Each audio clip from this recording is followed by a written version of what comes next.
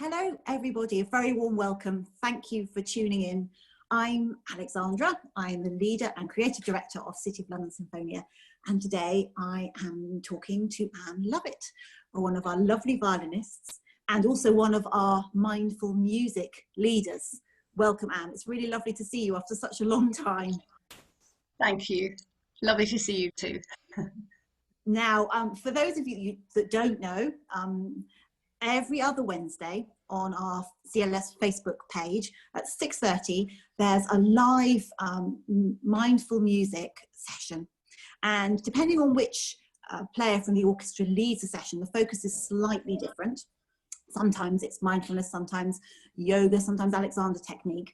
But we're very lucky in the orchestra that we've got such talented musicians that also are interested in these other sort of facets of music and facets of life. Yours, Anne, are about mindfulness. I wonder if you could explain very basically, for someone that's never heard of it or never practiced it before, what mindfulness is. Well, to me, mindfulness is really just about paying attention to where you are at any one given moment. So it's about being in the present moment and trying to pay really close attention to your senses. And that sometimes means separating the senses. So sometimes at the beginning of a session, I might do an exercise called 5 senses, where I ask people just to listen to the room and just to really hear things that they might not have heard if they weren't actually positively focusing on their listening. And so you can go through the senses, so looking for things that, and again, around the room that you might just not have seen if you weren't actually physically telling yourself to look. And there's a lovely one to do is mindful eating, where you really consider what you're eating and consider its journey and its color, shape, texture, and you take the smell and you do all this preparation before you actually eat. And I can tell you, you really gets the digestive juices going, and when you do actually eat, the sensation is just incredible because you've given it that intensity of focus, and that's, I suppose, really what it's about. And right now, when we really need self-care, it's also a really useful way to get into meditation and mindfulness in general allows us to stop and to think and to appreciate where we are now, right in the present moment. So that's it in a nutshell, I think. I'd be intrigued to know, how did you discover mindfulness yourself, and then how did that lead on to being a practitioner of mindfulness and taking sessions? Mm-hmm. Well, I've always been interested in, I suppose, a more spiritual side of life, but partly this came about through my training as a homeopath. So I went back to university when my children were tiny and qualified in 2009 as a registered homeopath. And that has brought me into contact with a lot of what I call normal people, not musicians. And I've been really privileged to be able to give a safe space to people to come and talk about a lot of issues. And what I've found, quite disturbingly, really, in fact, the whole of my practice, I've seen a huge number of children and young people with stress disorders and depression and anxiety, panic attacks, you name it.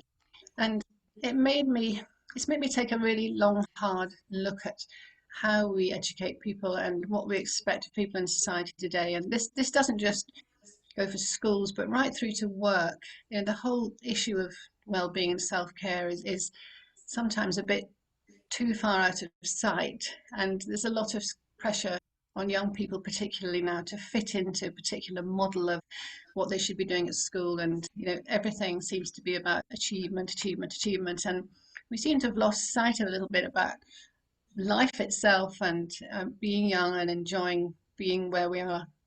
And I wanted to do something to try and help to address that, so I offered to go into my children's comprehensive school, which is up in Tring in Hertfordshire, to try and pick up children who'd been through counselling and yet still felt that they couldn't really cope with exams and pressures and life. And so the school were very receptive to that, and the counselling team asked me to go in. And give a session of mindfulness to all the staff, which at first I thought, oh goodness, how can I do this? And I did a crash course in mindfulness and gathered to get all the thoughts together that I'd had and produced a session that I delivered to the staff, and they loved it. And it just so happened that a number of weeks later, I was at a meeting in St Paul's Cathedral with the whole of the orchestra, which we have every year. And the chief executive, Matthew Swan, said, now we'd like to do something to do with mindfulness. Has anyone got any ideas? And the room was completely silent. And I just sat there thinking, this is it. This is what I've been doing. I must put my hand up. So I did. And Matthew very generously said, this is your project, develop something. And so away we went. And had fantastic support from the team at CLS, particularly Fiona Lambert, and Zach, who's sadly left us now, but a really strong team in the office who have developed this approach with me. And yeah, they've been fantastic. And it was so successful in the last 18 months with the delivery of presentations to probably over 3,000 people, that we began to invite other people in the orchestra who, like me, have another sort of skill, because for me it falls in between my work as a therapist and my work as a musician, and this music and mindfulness becomes something for me that's a bridge between those two things. And I've really enjoyed exploring all the possibilities there are to reach people's well-being in a new way that involves sort of both sides of my skill.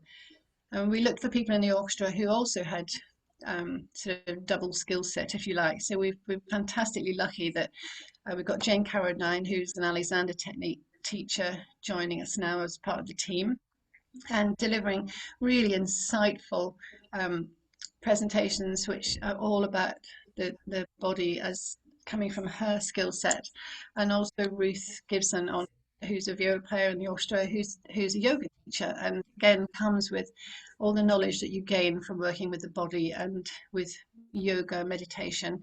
So I think we're a really, really strong team, and there's more people in the orchestra still waiting in the wings to join us. And we just now need the lockdown to end, and we can flood the world with this wonderful music is therapy kind of vision, and hopefully get more people on board. For those of you that haven't seen these sessions on Facebook, you can watch Jane and Ruth and Anne anytime you like. You just need to go to our website and follow the link. So if 6:30 on a Wednesday isn't good for you, that's no excuse. You can access it whenever you like. I suppose, like any great idea, it seems very obvious in hindsight. But I wonder what it is you think about music and mindfulness that work particularly well together, that when they're married together, you can create a really good session out of them.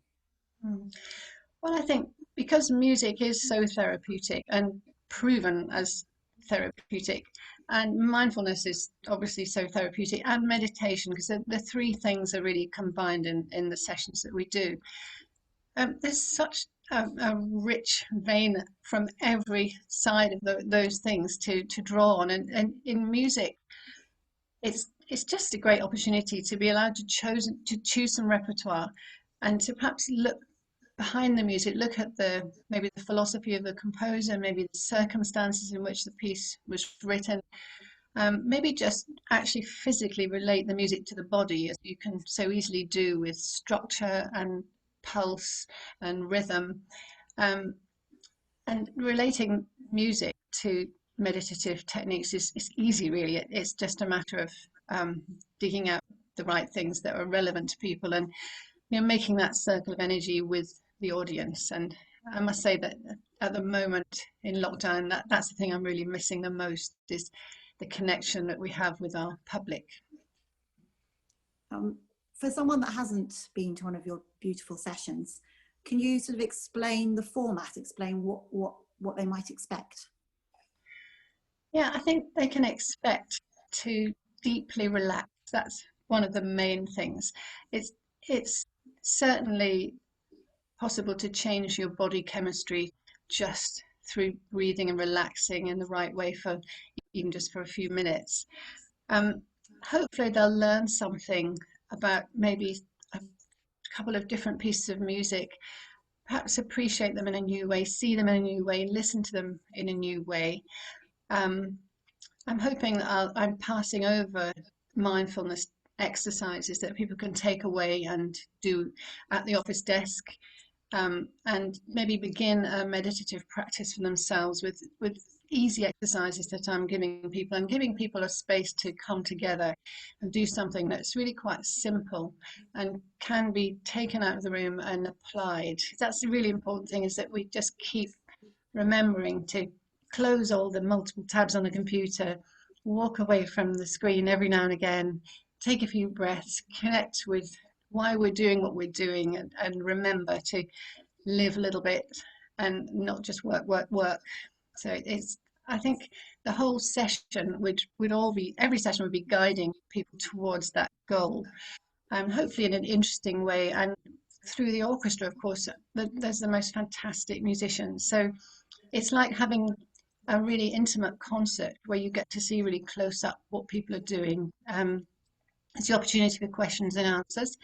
And it's just a very immersive, quiet time, but not always quiet. Sometimes the music's really passionate. It doesn't have to be meditative music that we're working with.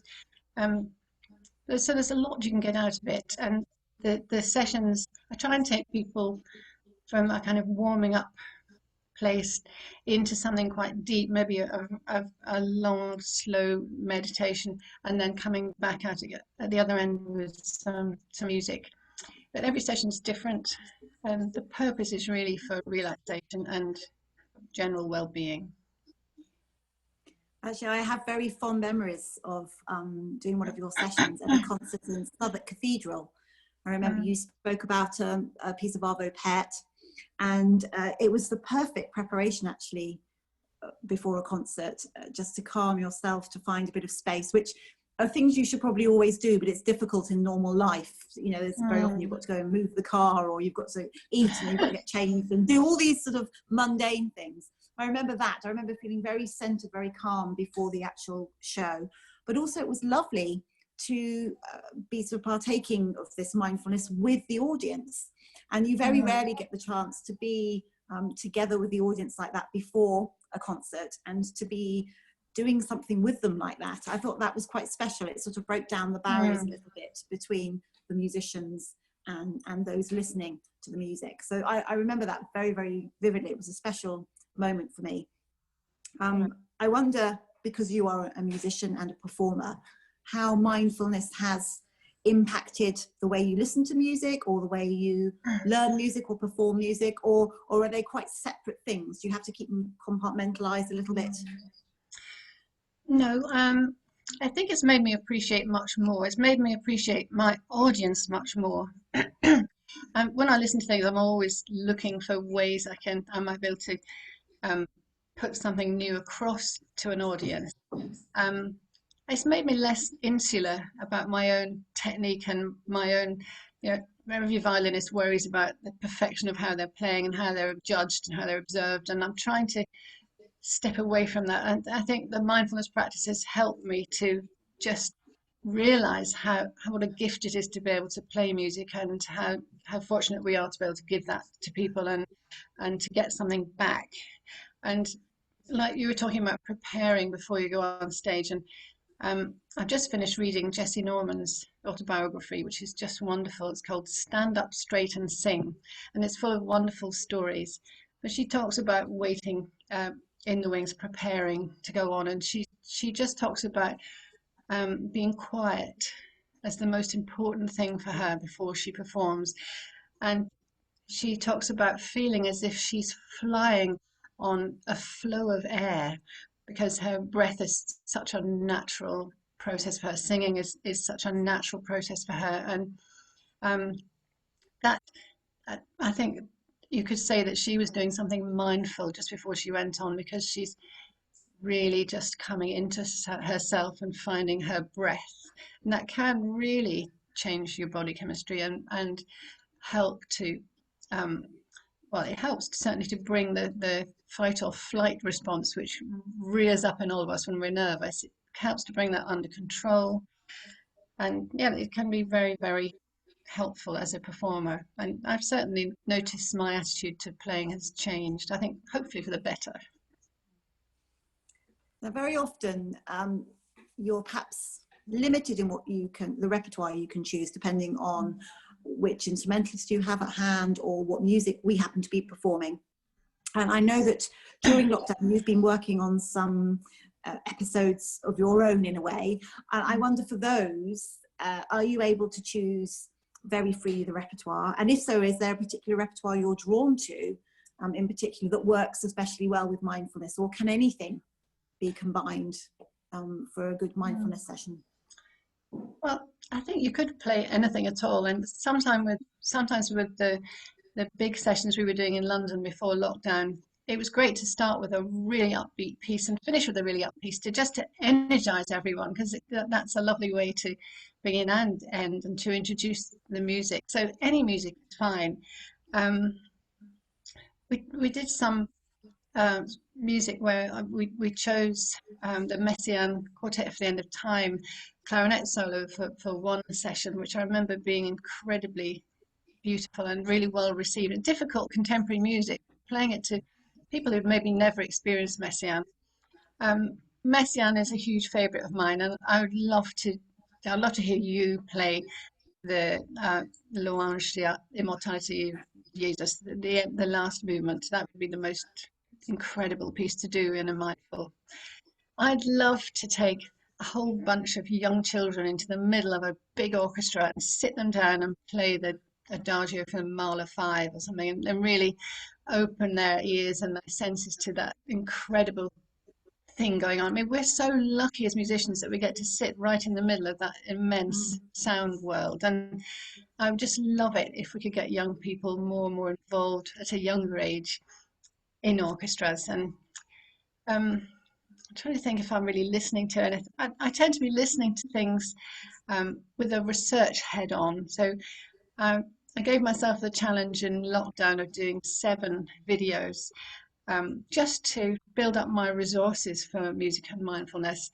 And just up to number 3 now.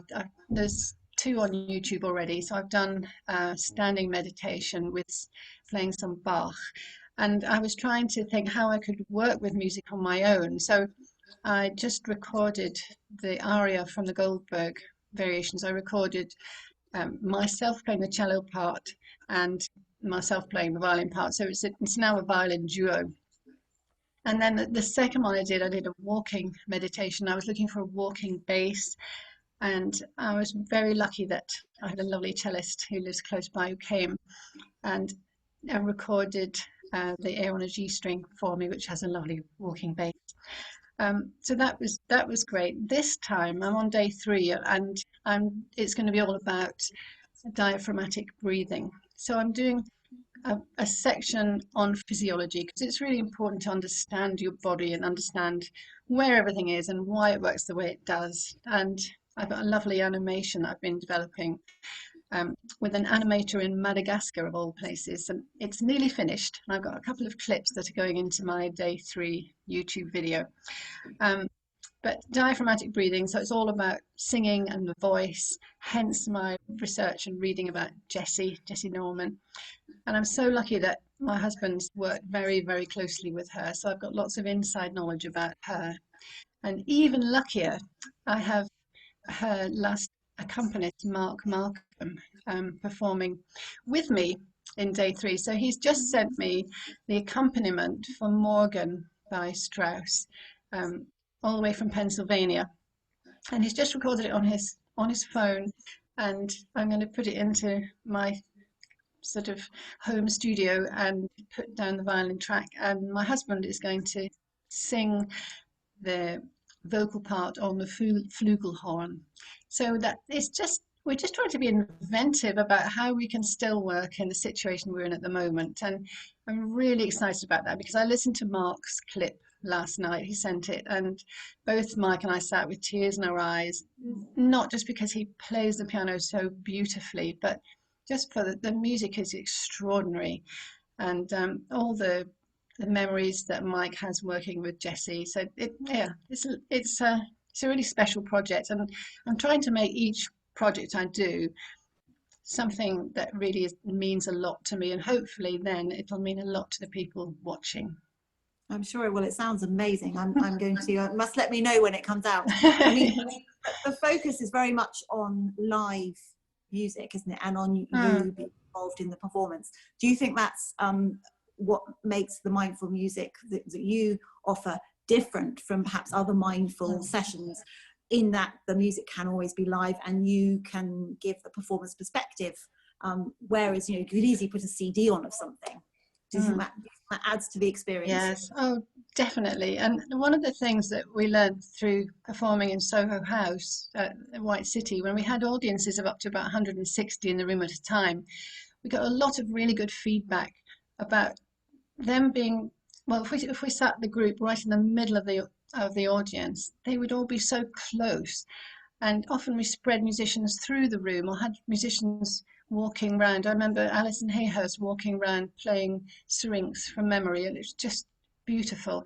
And so people are getting a really close-up look at the musicians and appreciating actually what incredible teamwork goes on when you make music. And so that's just another dimension that it's a bit harder in a concert hall when people are up on a stage.